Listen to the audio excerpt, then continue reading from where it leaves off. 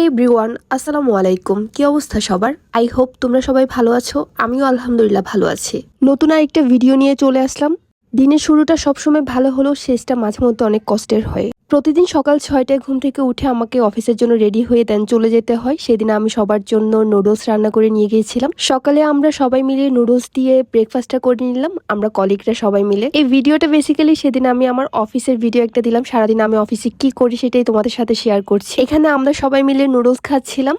নুডলসটা অনেক মজা হয়েছিল, আমার কলিগরাও বলছিল অনেক মজা হয়েছে। এই তো ওরা সবাই মিলে খাচ্ছে। সুপ্তি আপু এখানে আমাদের সবার জন্য চা বানাচ্ছিল। প্রতিদিন সকালবেলা নাস্তা দেন, চা না হলে কিন্তু হয় না। চা বানানোর দায়িত্বটা সবসময় সুপ্তি আপুই নেয়। সকালবেলা যদি চা না খাই মাথাটা সারাদিন একদমই ধরে থাকে।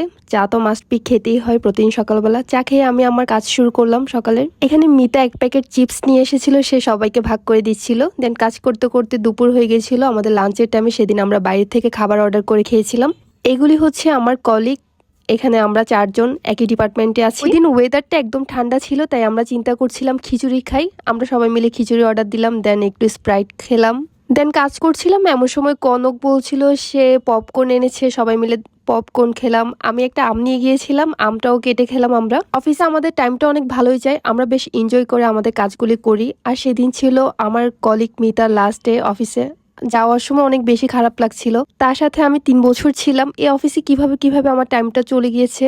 আর ওকে এরপর থেকে আর দেখবো না, সেটা ভেবে অনেক বেশি খারাপ লাগতেছিল। একসাথে না থাকলেও ইনশাল্লাহ আমাদের দেখা হবে, আমাদের যোগাযোগ থাকবে। এই তো আজকে ভিডিওটা এতটুকুই। দেখা হবে নেক্সট ভিডিওতে। কেমন লাগলো তোমাদের কাছে ভিডিওটা অবশ্যই আমাকে কমেন্ট করে জানাবে। আল্লাহ হাফেজ এন্ড টেক কেয়ার।